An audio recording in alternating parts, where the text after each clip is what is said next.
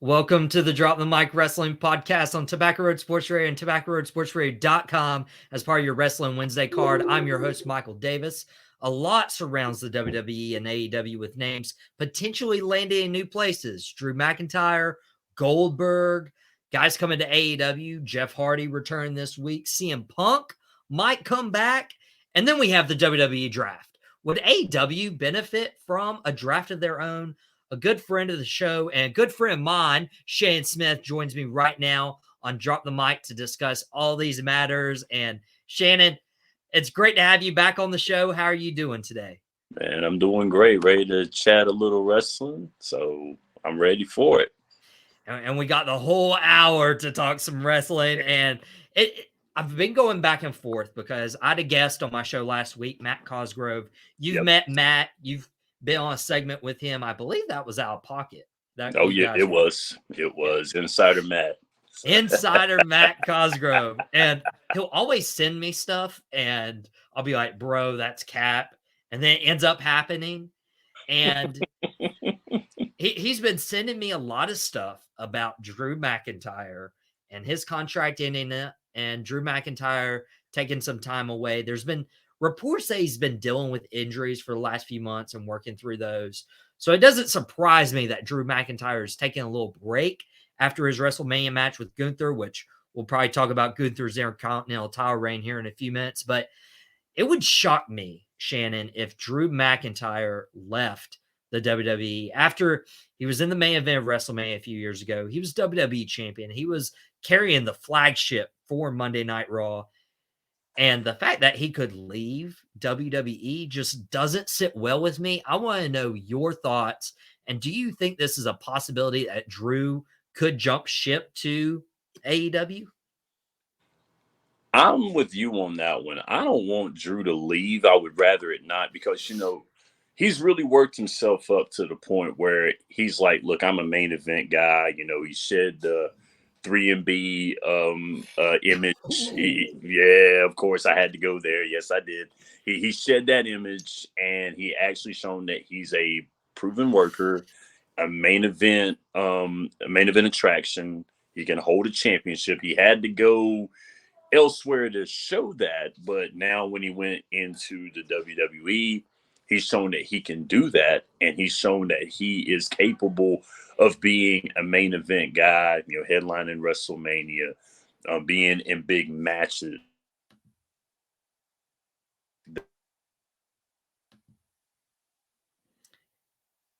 And I think that match, which we'll probably get into later, that match was very, very good for him. And I think it worked real well, but that was a rough match on top of that, too. That was a very rough match. So the time off, I understand, too. But the leaving part, not so much. Because if he goes to AEW, I really don't see the use of him going to AEW. I think he serves better as a WWE competitor in that Intercontinental Championship race, in that world title talk. I mean, I know it's flip-flop back and forth between him and Roman Reigns and Lashley and all those guys. I know it has, but still, I think that he's better suited than WWE. It really is, because if you look, let's just go back all the way back to, 2008, 2009. He was the chosen one. He was literally marked the chosen one by Vince McMahon. Yes. And then once he shed the 3MB and went and created his own name, really rebuilt his whole physique, came back, worked up through NXT, worked up through WWE, and became WWE champion at the pandemic. One of the worst times to be a performer in WWE, when Roman Reigns took a few months off. Of course, no shame there, him dealing with leukemia and probably being at a higher risk. But Drew carried WWE for the entire pandemic, and it feels really weird. And Shannon, you're a sports guy. I'm a sports guy. It feels like this happens all the time, where athletes, their contract ends in about a year. They're having talks. They think they're worth this much. The company's not willing to give it to them. But when time starts ticking on those deals, one side caves, and it's usually the front office saying, "Hey, we can't lose this guy if he's not budging. Just give him his money and move on." You have that going when you have those talks, when you have those conferences, you know, agents get involved, the business gets involved, and all that stuff happens. You really think, oh, there's a possibility this person could leave. There's a possibility that this guy can go here, this guy can go there. It's a possibility that it could happen. But, you know, one side does cave, just like you say, they end up either giving you the money or the years that you want, maybe one or two or both. It just depends on who you are, what type of performer you are. However, the thing about it is when it comes time to perform, we've seen those contract years as well too with some of these guys. You've seen these contract years where these guys turn it on and they feel like, hey, you give me more. Look at what I've done this year as opposed to the year before. Look what I've done. Show me the money, Jerry Maguire. You know, so that's what they want to see, you know, after that contract year. They're like, look, this year was incredible. I'm worth more than that. And then they'll start to shop around. And then it looks like reality may hit, that you may see that athlete in another jersey, another town, in another promotion, wrestling wise, keep it wrestling, another promotion. And that promotion give them the push that they need. Look at what Drew McIntyre did when he went to Impact. He got the push, became champion. It was close. Pretty much he became champion pretty quick. Yeah. It was quick. They were like, hey, we see this guy. We can make this guy champion. They did it, and it worked well in his favor. And especially like when you look at the top end of the card in WWE, it's not like Drew and there's rumors, there's reports about Drew not being happy with creative. Mm-hmm. But you look, Drew's been at the top. You mentioned him among the likes of Roman Reigns, Bobby Lashley. Drew is the second or third bigger draw, bigger name in WWE. Yeah. Seth Rollins might be up there, but I mean, Drew is undoubtedly 2 or 3 behind Roman Reigns. Look at that SmackDown roster. Look at that SmackDown roster right now. You can't tell me that he's not in that top 5, the top 3. Yeah. And you could even extend that to Raw. Right. I mean, like, I even put Drew's value almost higher than Cody Rhodes right now, especially since Drew's been in WWE for, you know, a little while longer. Drew and Cody have similar paths in terms of rebuilding their names outside of WWE. Yes. And Drew's wanted a match against Sheamus at WrestleMania, and he got it this year. Mm-hmm. I don't see him being very frustrated with creative. I don't either. I mean, maybe that's a draw, so to speak, because, you know, there's always got to be a draw when it comes down to something like this. What's going to draw the people in? He's not happy with creative is probably the most obvious draw, of course, with Vince McMahon taking back in control. They're talking about, you know, Triple H probably having SmackDown and Vince McMahon having Monday Night Raw. You know, you have that coming about, and it's like, okay, now let's go ahead and say that with Vince McMahon coming back in control, why don't we just go ahead and make that the draw? Maybe other promotions will put their name in the hat and decide, hey, all right, cool, we'll give you more money. Or we'll give you more exposure. We'll give you more of a push for a title. We'll keep you in this conversation for titles or longevity, whatever. So it's a possibility. I think you're on to something there. And if you're not a wrestling guy and you're just watching to support myself and Shannon, thank you so much. You know, Shannon's repping the Drop the Mic colors with his firefighter shirt. Yes. Thank you. Thank you. Shannon's got his hand in a lot of different pots like myself, and Shannon's probably matters a lot more, you know, pouring into our youth, your favorite teacher's favorite substitute teacher. I mean, he is doing it all, and I appreciate him. And one of the bigger things too is you look at WrestleMania, you look at Drew McIntyre and his match against Sheamus and Gunther for the Intercontinental title. Drew McIntyre lost, But I think the bigger story was Gunther winning, because we're in the time where we're looking at Roman Reigns. He's about to pass 1,000 days, one of the greatest world title reigns of our lifetime. And now we're looking at Gunther, who honestly is one of the best Intercontinental title reigns of this lifetime. And I don't think people notice this. He's third in terms of the most days as Intercontinental Champion. He's only behind the Macho Man Randy Savage and Honky Tonk Man, and he's not far away from passing the Honky Tonk Man. I think he could pass him Friday, September 8th. So he's about 140 some days away from that. Looking back at this reign, Shannon, where do you rank Gunther's title reign among the all-time Intercontinental Champion greats? Got to be in the top 5. And when you posed this to me today, I had to do a tad bit of research. Now, the Intercontinental Championship was introduced into the World Wrestling Federation in 1979. Now, they say that the U.S. title is the longer running title, but that's more of a WCW title. Right. So, you can, but you can't put it in there. But, if we're looking at it from a WWE standpoint, the Intercontinental Championship is the second title that was introduced. It was in 79.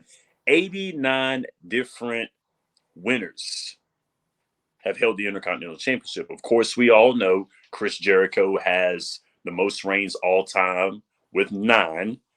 The Honky Tonk Man has the most days, 454.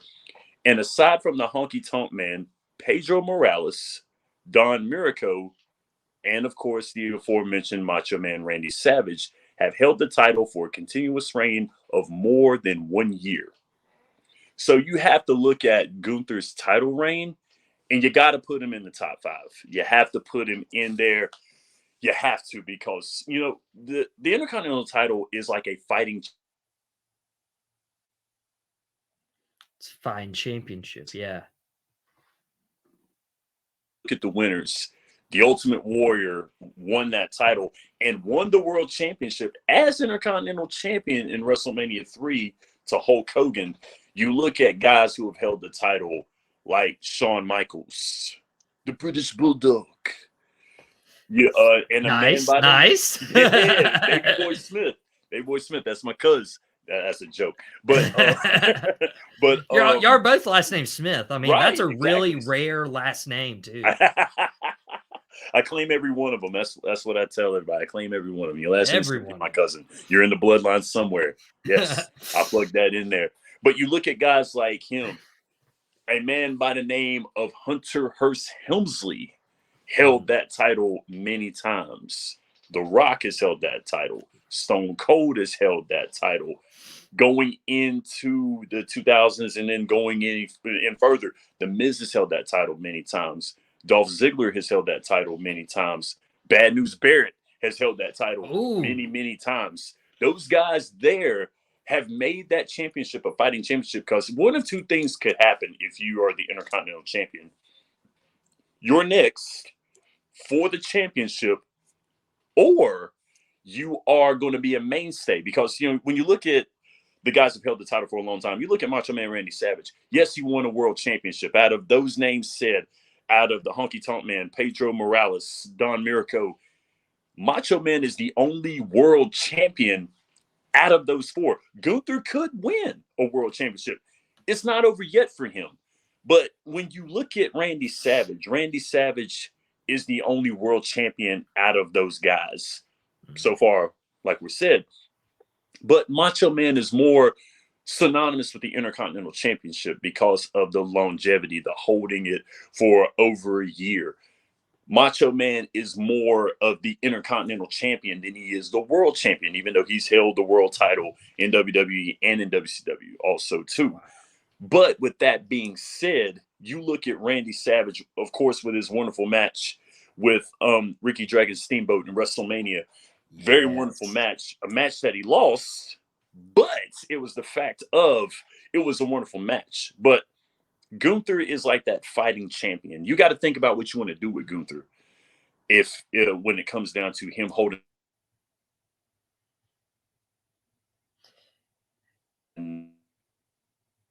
I think you had a little connection issue right there. But when it comes to Gunther, and he's a fighting champion, he's doing amazing things with the title, and this is the title where you're elevated to the main event card, and it hasn't always been like that. But the prestige almost started to come back when the Miz and Dolph Ziggler were doing their thing with SmackDown Live. When the brands initially split, they're like, "Hey, this Intercontinental title is going to be the biggest title on our brand, and we're going to put a lot of stock into that." And after the Miz and Dolph Ziggler, it kind of went away, and Gunther's revigorated that. Yes, absolutely. Like, this is the title, and Austin Theory's doing his best with the United States style. I think he's started to grow into his own, but Gunther, I mean, he is the ideal, perfect Intercontinental Champion. He had that, Royal Rumble performance coming in at number 1 and last until the very end. Wrestled like 71 minutes in the Royal Rumble before losing to Cody. Yeah. Like, he's going to be a world champion one day. Pretty solid. I think so, man. I think so. But he's got to lose the Intercontinental title first, right? Like, he defends the title against Xavier Woods this Friday on SmackDown. No disrespect to Xavier. I don't think he wins. Nope. But who do you think, is there anybody that comes to mind when you're like, okay, this guy could probably beat Gunther? And is he beating him before or after he breaks Honky Tonk's record? Right now, I really don't see anybody. It would make sense for Gunther to beat the Honky Tonk Man. I think it would make a lot of sense, because you're either going to do one or two things with Gunther. You're either going to make him a mainstay for the Intercontinental Champion,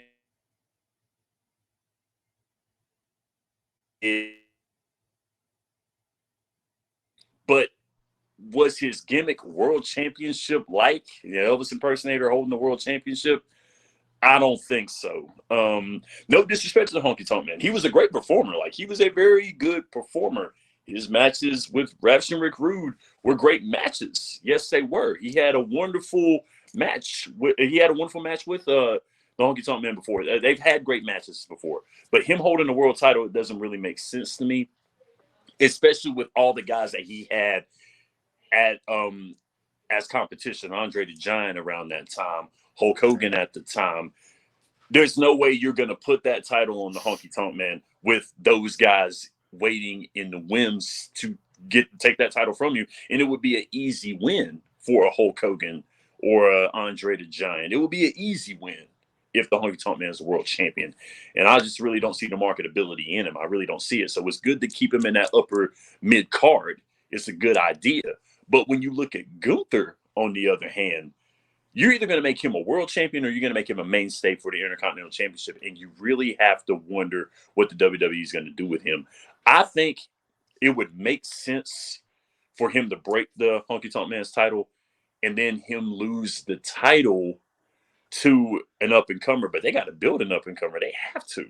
Because as far as me, the closest person I see to him losing to would probably be Drew McIntyre. But do you want Drew McIntyre in the world title picture as well, too? Do you want him there?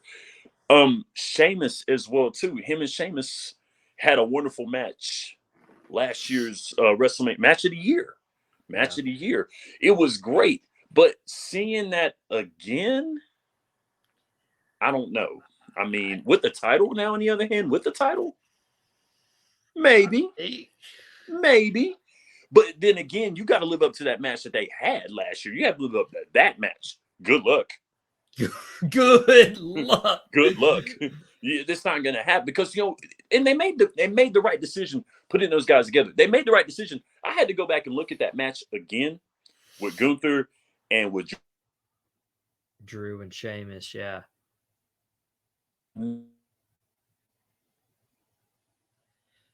Good, it's a smart idea. It made sense. It made a lot of sense. I mean, why would you not put a match like this, especially on a big stage like WrestleMania? It worked. Mm-hmm. So, I mean, it would be a great idea. But then again, what would your storyline be? What would you want to accomplish out of this? either push Gunther or keep him in the upper mid. Yeah. And you have to figure that out. And I think Gunther's due for a world title match, maybe sometime next year, maybe at the Royal Rumble, maybe even at WrestleMania.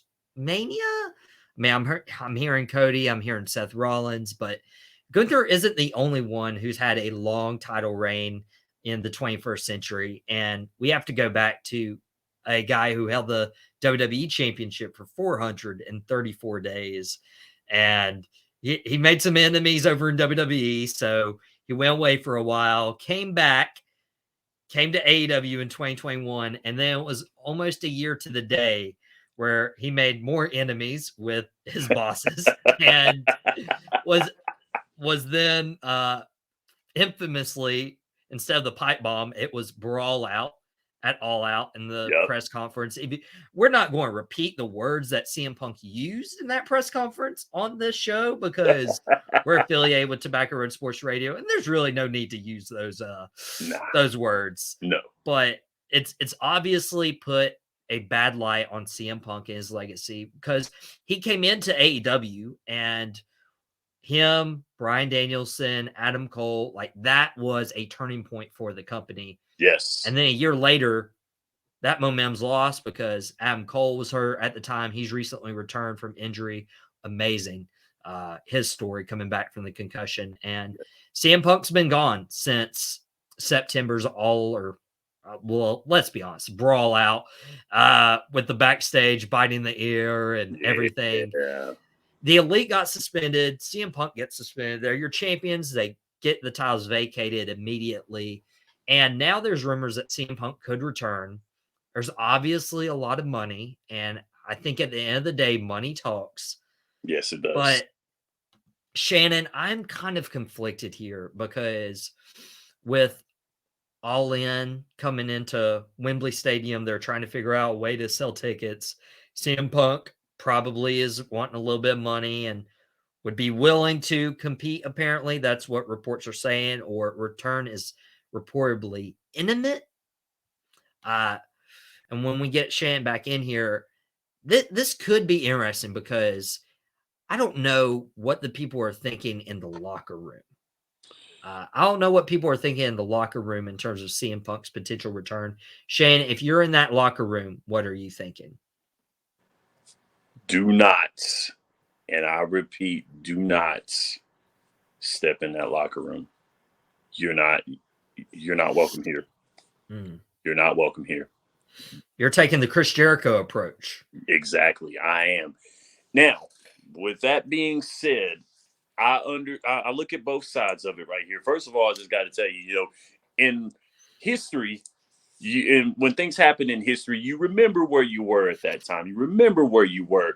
So June 27th of 2011, do you remember where you were? Do you remember? You were in front of that TV watching CM Punk expose the WWE in every single right, and his mic gets cut. A lot of people thought it was a work. They thought it was a work because it looked like it was a work. At one point in time, CM Punk made it look like a work. He made it look like a work. But when he started going in on John Cena, The Rock, the fact that he's not being pushed at WrestleMania, which he made a point. Yes, in the fourth wall. That was great. That was the fourth wall. Everybody. That was great.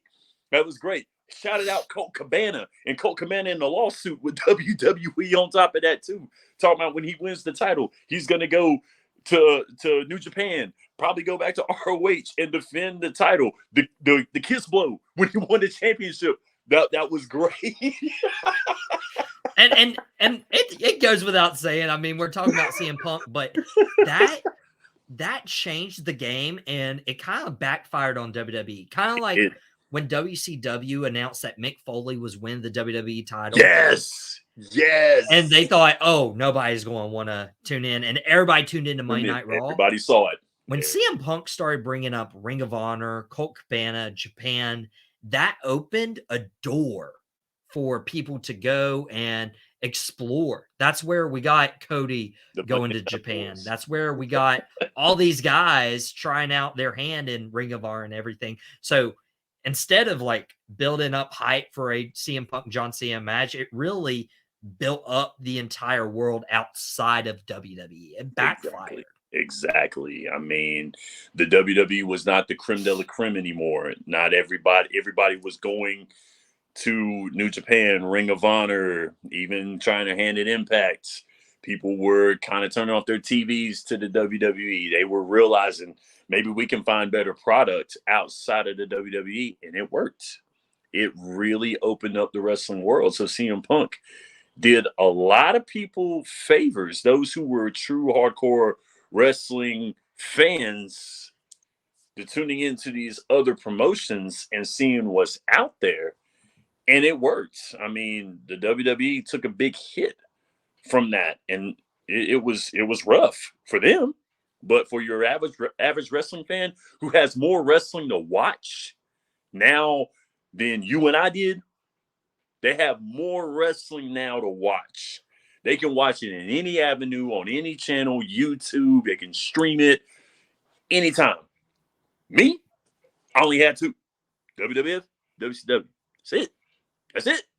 You had to either read wrestling magazines or hope to God you got pay-per-view with mom and daddy's money, because, trust me, mom and daddy was telling me that ain't happening. You might as well go ahead and wait till it comes out on video. You better wait, or you better read the wrestling magazines. You better. And you bring that up, I have to mention, like, our family, like, went all out for WrestleMania. Mm-hmm. WrestleMania 21 was the first one we ever bought. Yeah. That's still my favorite WrestleMania. Edge win Money in the Bank, Angle, Michaels, Batista, Triple H, John Cena, JBL, like that.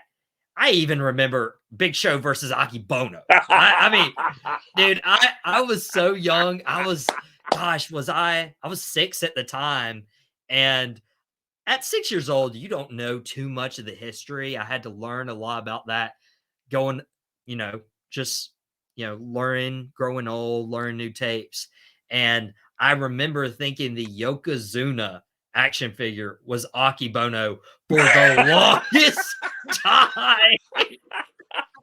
And I'm so embarrassed to say that, but once I got older and realized, I'm like, oh, that's not Aki Bono. I thought I had an Aki Bono action figure. Right. And why does this guy not pop back up on WWE? I was young. And, I understand. I understand. I got so many memories from being young, and one of those memories is actually there's a picture of me and my brother, and I wish I had put it on the screen beforehand because it's a really cool picture of us in a ring, local independent show, North Carolina, and we were really young. I was super excited to meet Jeff Hardy, and my brother's looking at him like, "What are you doing?" He's sticking his tongue out and everything. He's like, "Ew." Turns out nowadays, me and my brother have totally polar opposite opinions about Jeff Hardy. He likes him. I don't. And when you said CM Punk stay out of my locker room, at least CM Punk makes money. For me, with Jeff Hardy, I know you have the Hardy Boys, but I hate thinking about Jeff Hardy's legal issues right now with the DUIs and getting in trouble. And it's really difficult. It's a really tough spot to be. You want him to be healthy. You want him to be okay. But when do you say, hey, enough chances is enough chances? It's not even like he can perform a swanton bomb without getting hurt anymore. This isn't the Jeff Hardy we grew up watching and loving. Jeff Hardy returned this past week on Dynamite, saving his brother Matt. There's going to be a dream match or two that happens. What's your reaction to Jeff Hardy being back in AEW? Do they even need him? Honestly, it depends on what you say when you say the word need. It depends. Now, I'll just go ahead and tell you, Jeff Hardy came back. I was happy. 12-year-old me was jumping up and down. 12-year-old me was having a fit. I grew up with the Hardy Boys. I grew up with these guys. I loved them to death. My sister and I, we called each other Matt and Jeff Hardy. We did. We called each other Matt and Jeff Hardy. She loved wrestling around that time. Loved the Hardy Boys. I loved the Hardy Boys. Loved them to death. I was happy. Were you Matt or Jeff? I was Jeff Hardy. I was Jeff Hardy because I was the crazy one out of us both. So it's more now switched now. I'm more of a Matt Hardy now. as I've gotten older, my sister's more of the Jeff Hardy type. She's more fun than I am in certain cases. But I probably say growing into it, I'm more Matt Hardy than anything. But Matt Hardy can switch at any time. It depends on which Matt Hardy you're talking to. So, but I was happy seeing Jeff Hardy back. But again, the logical side of me said, how long will he last? Because we know, if you've been watching wrestling for a while, that Jeff Hardy will have the mountain and then he'll hit the valley with the DUIs, with the drug use, and even with other things, getting hurt, which is another thing. We all know the risk taking and the beatings that Jeff Hardy has taken over the years. Thank you, Edge and Christian. Thank you, Dudley Boys. Thank you, Attitude Era. Thank you for all of that. You crippled my guys. It was wonderful stuff, but you crippled my favorite guys. You beat the tar out of them. And I get it. That's a part of the game, especially around that time. That was a part of the game. It was incredible seeing them come back, but does AEW really need them? Do they want to draw more fans? Look at what Sting is doing with Darby Allin. Look at what's going on here. The nostalgia effect. I'm going into the nostalgia years of my lifetime. Yes, I've admitted, I've seen it. Yes, I know. You can go and rub it in, but your time is coming. And I hope I'm around. I wasn't making any. And I hope I'm joke. around. I'm not making any old jokes. But that's okay. But that's okay. That's cool. I've accepted it, and I'm good. That's fine. You're not old, man. You're selling yourself short. But I mean, but with that being said, though, when you get to that point, the nostalgia getting the older wrestling fan to intertwine with the newer wrestling fan, which is what they tried to do with Punk. Now, on the other hand, they tried to do it with Punk. I don't care what anybody says. They tried to do it with Punk, with all the CM Punk chants on WWE television for years. When AJ Lee was wrestling, they would chant CM Punk every single time because of their marriage and all of that other stuff. It's probably why AJ retired a year after CM Punk left.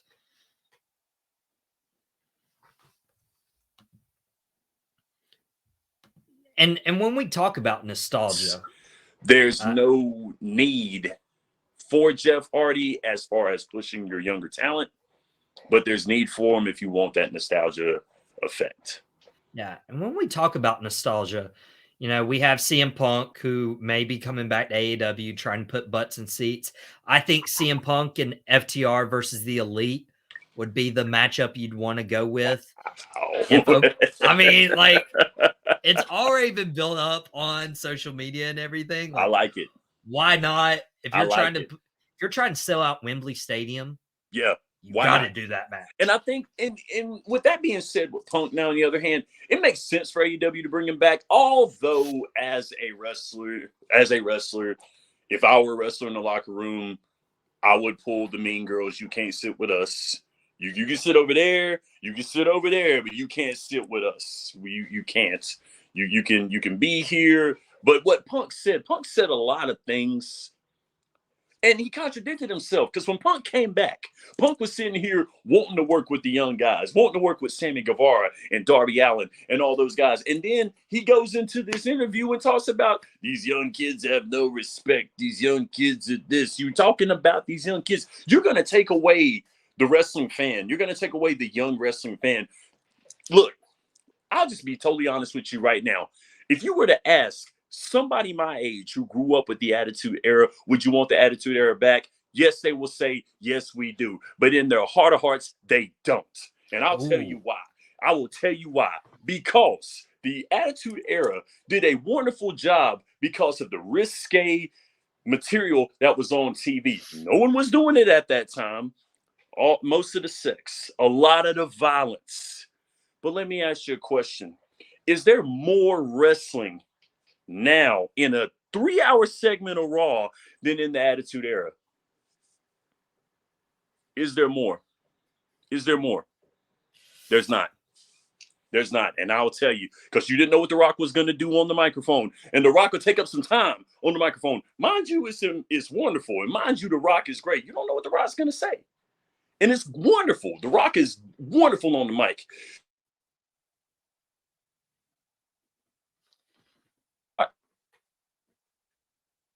I think we Question: did The Rock pull more than 8 moves in the ring at one time? No, he didn't. no. Aside from a Samoan drop, a spine buster, and the people's elbow, not happening. I don't care what And the anyone rock bottom. says. Yes, yeah, there you go. And that late in the SmackDown DDT was made on a video game. He only done it 3 times in many of his matches over that time. They made it popular out of a video game, which was WWF Warzone, which was not the best wrestling game around, but it served its purpose for the time. It did. It did. So I give credit where credit is due. WWF No Mercy is the greatest of all time. I'm just going to go ahead and say it. Yes, I am. Debate me, fight me. I got the Nintendo 64 right here. We can go ahead and do this. I will crush you with the British Bulldog. Yes, let's do this. So, is that a challenge? Yeah, it's a challenge. It's an open challenge. Do we need to like create a Twitch stream and like see me beat your candy? Hey, double crooked letter. Oh man, don't do this. Don't do this right here. It's not the time. We'll talk about this later. But that's what I'm saying.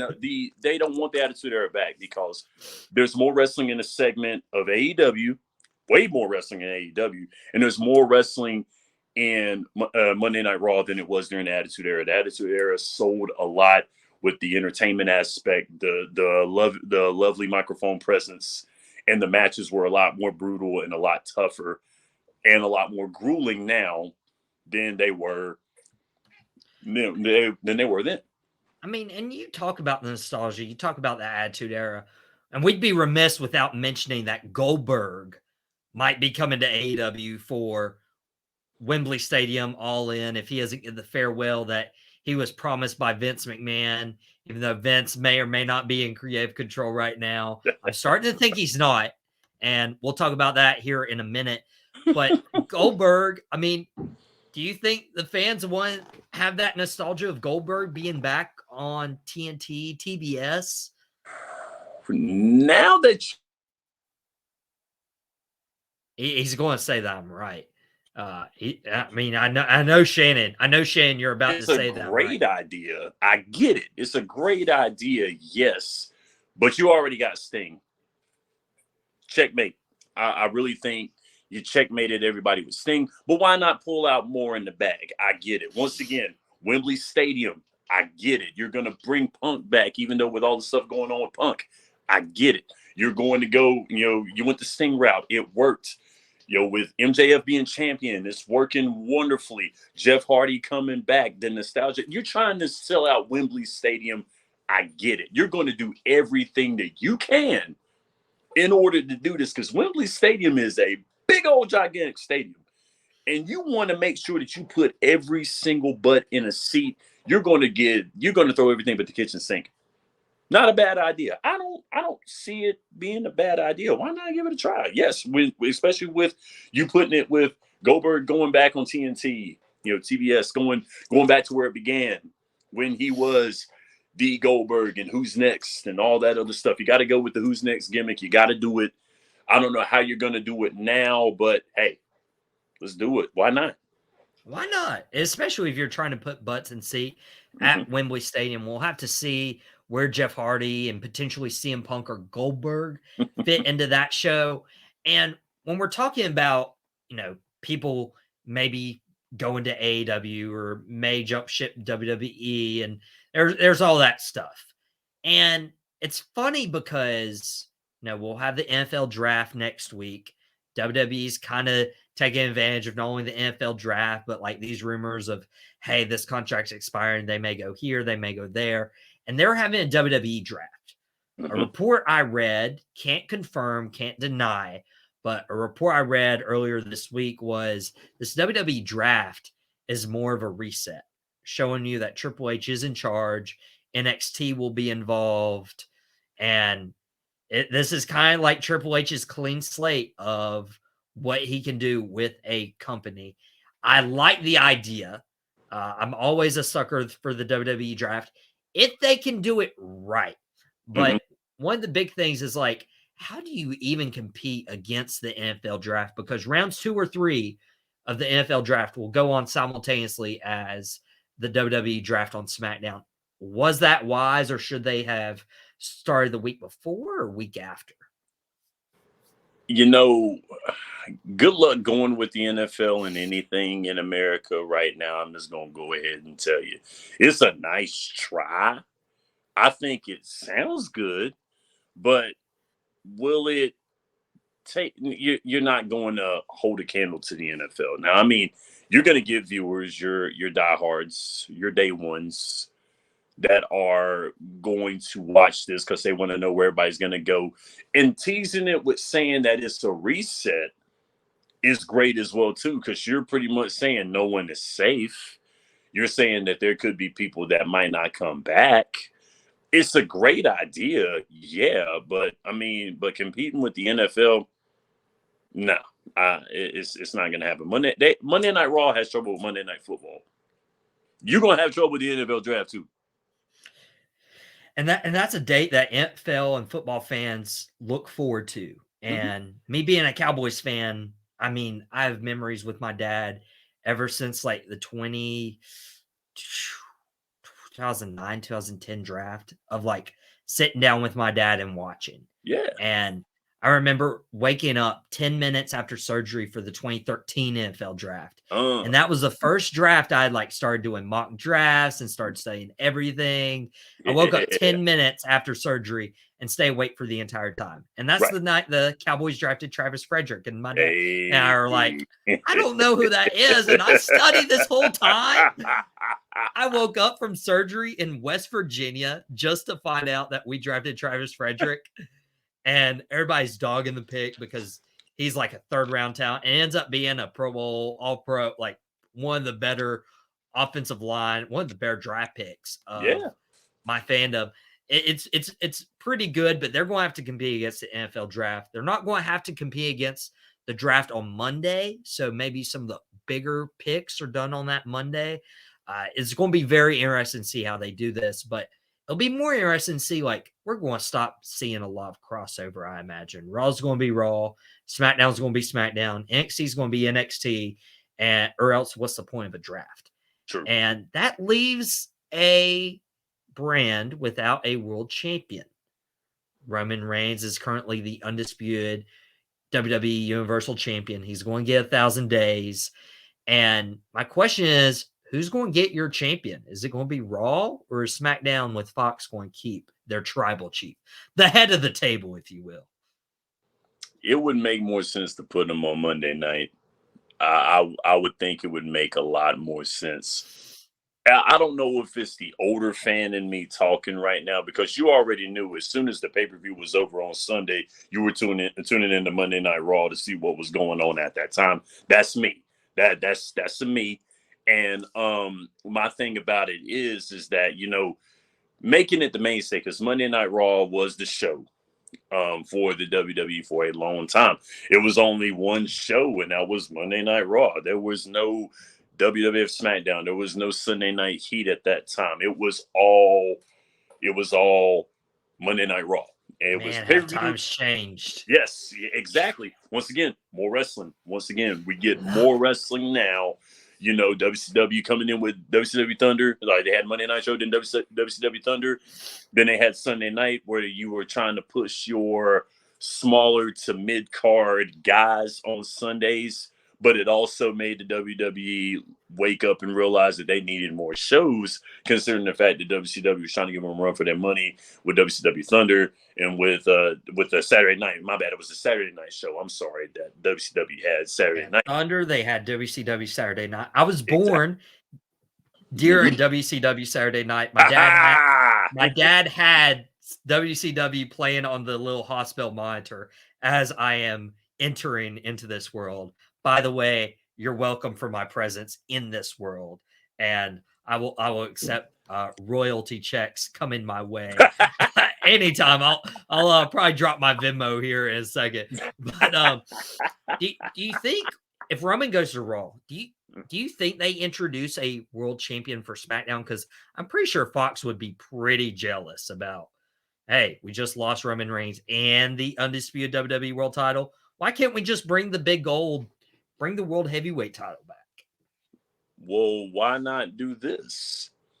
Put that Intercontinental Championship that everybody thinks Gunther is a wonderful make and make that either to go to either reunify the United States Championship and just put it as the Intercontinental Championship, whatever you want to do with it, put them together, or have the U.S. title and the Intercontinental Championship on Friday night, let them duke it out, so to speak. Why not do that? I mean, you've got the main draw in the World Championship probably either going to SmackDown or Raw. So you have to start building up guys in order to go for that championship, so to speak. You know, the brass rings that CM Punk talked about. Yes, I'm going to say the brass rings that we're talking about here. These guys reaching for these brass rings. If you're going to have the world title on one show, and honestly, it's not been a bad idea to do it because Triple H has done a lot of good stuff with it in 8 to 9 months leading up to WrestleMania with one title on one show. It's not been a bad idea to do. So what's the point of trying to switch it up now and giving a world title to SmackDown and a world title to the WWE? You've already got NXT over here that's actually some really good wrestling and has been some really good wrestling that was built under the thumb of Triple H as well, too. So with that being said, if you're going to put a championship on one show, what are you going to do with these guys right here that's scrambling for your United States title, your Intercontinental Championship? What are you going to do with these guys? I mean, that's where the brand split is pretty much coming into fruition, because if you're going to split the brands, you're going to have a championship on one show and then a championship on another show. That's going to cause confusion.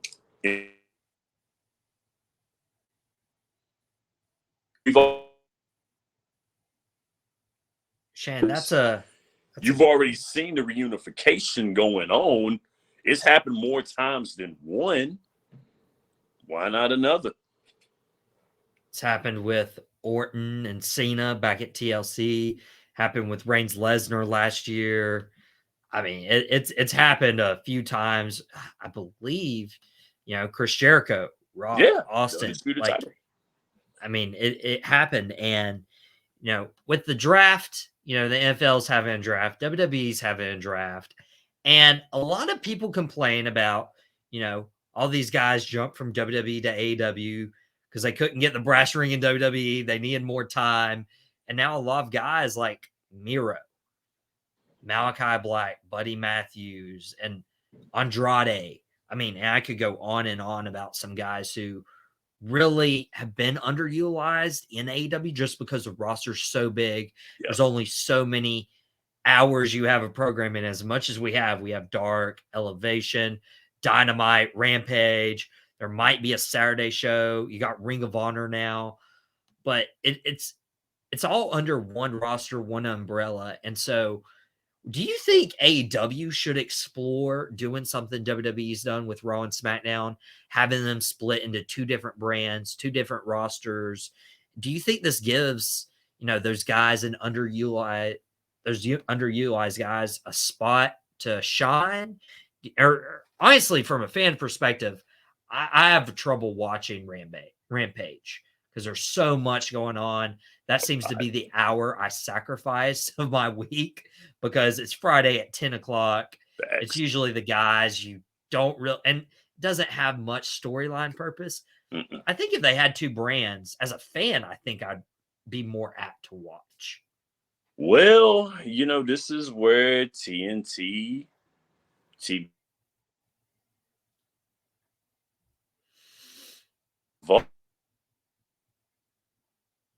might find their NWO and duel with the roster. See, this brand split came from the NWO. I mean, if you were around at that time or did your wrestling research, you looked at the brand split was basically WCW and NWO against each other. You can't deny that. That's basically what it is.